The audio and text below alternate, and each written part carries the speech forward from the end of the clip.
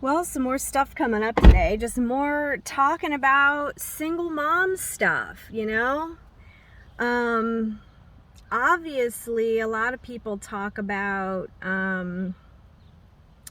the hardship of being a single mom, but it's not even always the hardship of being a single mom financially.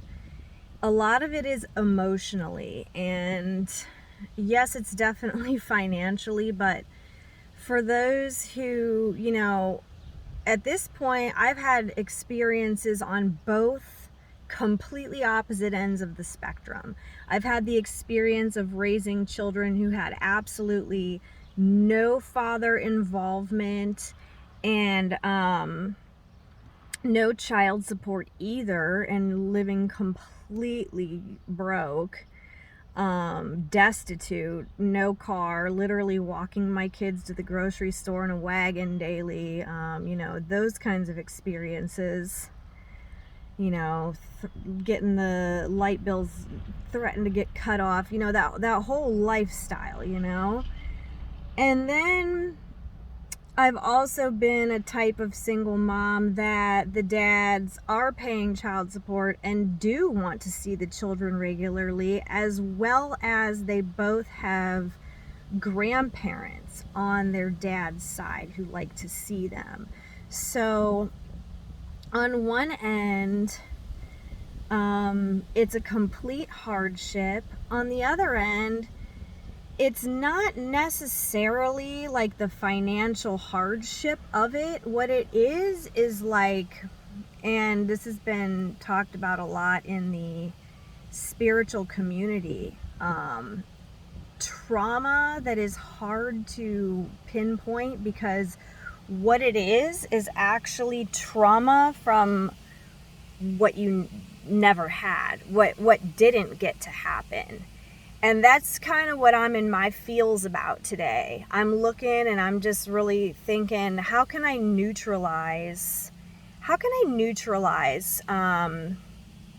this stuff that's coming up? I have to feel that I have a greater future than what I've experienced. And the thing that's really coming up today, and which prompted me to make a video, is being a single mother is really being robbed of any type of good experience that anyone would hope to have when they have children. So the family vacations, for example, I've never got to go on a family vacation because I don't have a family, I've always been kind of just forced into either the role of being the dad and the provider, and then it was hard for me to just be the soft feminine mother. And then I've also been, able to be that soft feminine mother, but then almost like having a double life, because when the kids do go with their dads, it's like, what am I supposed to do? Like, I don't really have the life that I would want. What I've always wanted to have during the times when my kids are gone is like hopefully a boyfriend to spend time with me, and that just has not been seeming to pan out. And so I've been undergoing lots of studying, lots of healing, tons of healing in every way, shape, and form. I recently got my nervous system balanced, and I can say that ever since that's happened, I almost I just don't really kind of care as much anymore. I feel like, wow, I don't have to settle for this bullshit that these guys are offering. Not that I ever did, but it's just been a lot. And I'm thinking here, something so simple as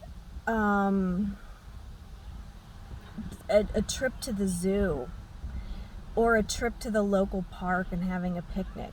I've never got to do any of these things. You know I don't put all my business out there, but like my kids were not born into like the happiest, healthiest of situations, downright traumatic situations. I did choose to just have my kids. You know, I've never had an abortion or anything. Not that I'm against that kind of a thing, because honestly, like at this point in the game, I just think that any woman who would want to save herself from the strife that being a single mother causes them in all aspects of their life, I mean, who could judge that, you know? Like, this has just been completely fucked. It's really, really kind of going with the aspect of things that have never happened. And not saying that it can't happen in the future, but really just looking back at it, not only for myself, but my grown children have never experienced any type of a family type of a gathering. And it's just never been a family. So it's crazy, you know, it's just really crazy. I see the family next door to me. They, you know, it's very simple stuff that really means the most. And I think when you don't have that, you feel like, wow, that's so amazing. It's just so simple, and it's nothing that money can buy. But, you know, I see, you know, the mom and the dad, they go outside and they both sit together on the front porch, and they have their 3 kids, and they just simply enjoy their life together. Oftentimes he'll be digging around doing something in the yard, or, you know, they will like throw frisbees or, you know, stuff like that with their 3 kids running around. And, you know, I'll just be sitting there by myself because I don't know what to do a lot of the times. Like, for a very long time, the fathers of my kids were not really involved, so it was me doing everything, and I kind of wanted it like that because when the kids were very young, of course, like I don't think I could have handled them just not being there. They were very attached to me. But now that they're more like preteens, yeah, they enjoy to go with their dad. Their dads always take them and have a good time with them. And they get to go and do those family vacation things because the dads do things with their mothers. And like, so it's like they have that grandma, they have grandpa, they get experience of family. You know, they've gone places, they always get to go to the amusement parks, and they get to drive farther away and go do these things. And it's like certain things that I just don't feel comfortable taking kids to alone, especially if it's too far, you know. And I remember I did drive about 40 minutes away, like last year, because I wanted to take my kids to this farm, you know, and I just wanted to have this really nice experience with them. And I just remember my youngest one was so angry the whole time we were there. He threw a fit the whole time, kept saying how he missed his dad, how he didn't want to be here. And then I couldn't watch the other 2. Well, I couldn't let the other 2 go do what they wanted to do because I'm sitting there dealing with the other one. And I just know that if I would have had a second adult with me, another parent with me, it would have just been a good day. So, and several times I have learned my lesson. Every time I try to take my kids somewhere by myself, there's some kind of an issue where one has to go to the bathroom, but I can't get the other one to agree to come along. Like, it's like where we all go, we all go together. Like, I'm not letting children just go in a public place to go use the bathroom alone. It's like we're all going to go over there, and then I always have some major issue with behavior from one who doesn't want to go along, or and this has always been my experience. I mean, even when I took my older three to the fairs and stuff, it was always that I was just making sure that they all got their needs met. And then it was a hard time, and I think that might be one of the worst things about being a single mom is the hope and like the experience you would have wanted just doesn't happen. It's just not there. It's just not even a thing at all. Evening walks around the neighborhood to the local park together, holding hands with my guy, and that just doesn't happen. That's just never been a thing, So I go alone oftentimes, but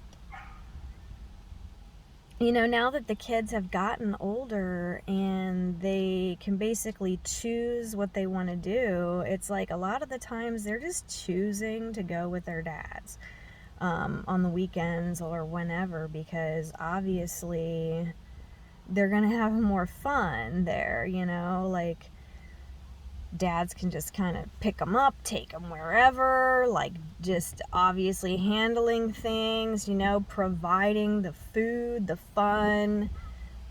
They also have grandparents, and it's like with me, it's like I try, but it's never gonna be the way that things could be if I had a loving partner. And I say loving partner because I've never had a loving partner. I've had toxic partner, and the partner, right? At the point where I was with my husband and he was living with me, it was very toxic, and I didn't want my kids to grow up seeing that, even though they did see some of it before we split. But on the other hand, now they're just seeing, I don't know what they're seeing. I think they're just seeing me just live a lonely life.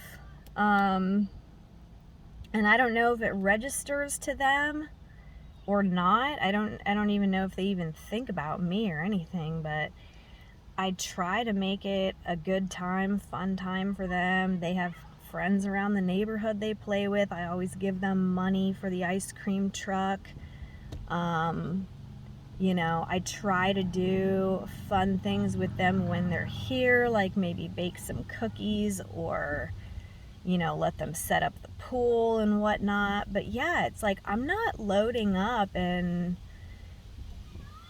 spending the thousands of dollars that it would take to drive several hours away to a vacation. Like, I just don't have that in me, nor do I feel okay traveling by plane with my children alone in a strange city. It's like, I want that male structure. I want that masculine containment. I wanted to be a stay-at-home mom of a man who loved me and provided for me. And that's the life I wanted to live. I wanted to be in the passenger seat, riding along while my husband drove us places, and we just got to do life together. I wanted to get into my bed every night, warm from the love of my life next to me all night.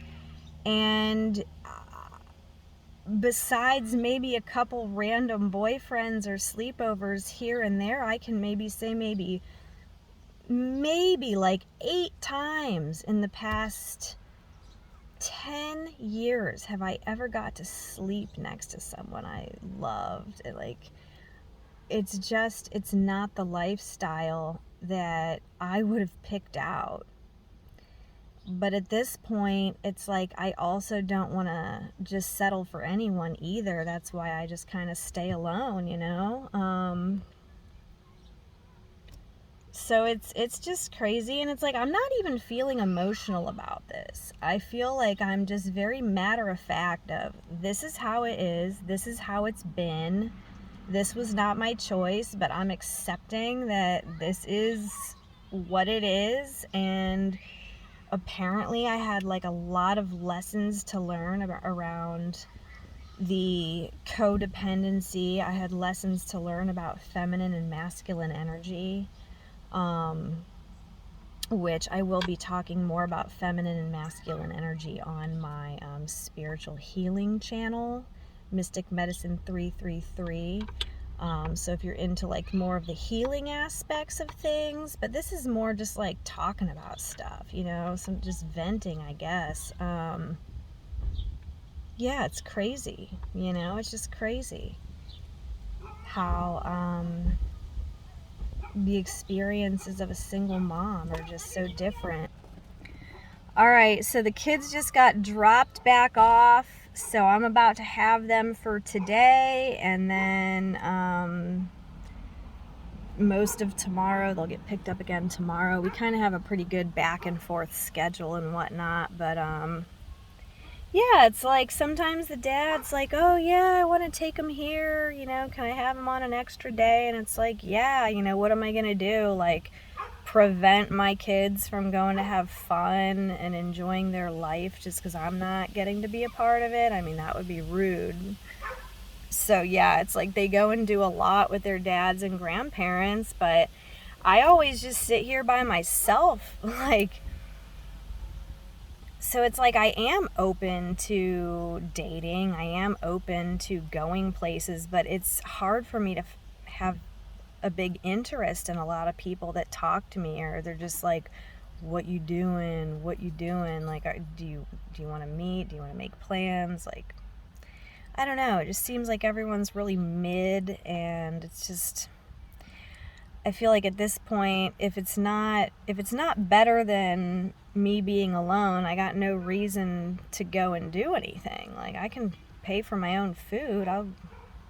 You know what I mean? I'm genuinely interested in finding someone, or hopefully getting to the twin flame union, but you know, I don't want to put my life on hold for the twin flame union. Also, on the other hand, I also don't want to lower my standards and be like a booty call for anyone either. So I'm kind of stuck right now. I hate to say that, but anyway, the video is going to cut off. I'm going to get in there and see the kids now. So just venting, single mamas, you know, the trauma of what never was. Trauma of what never was.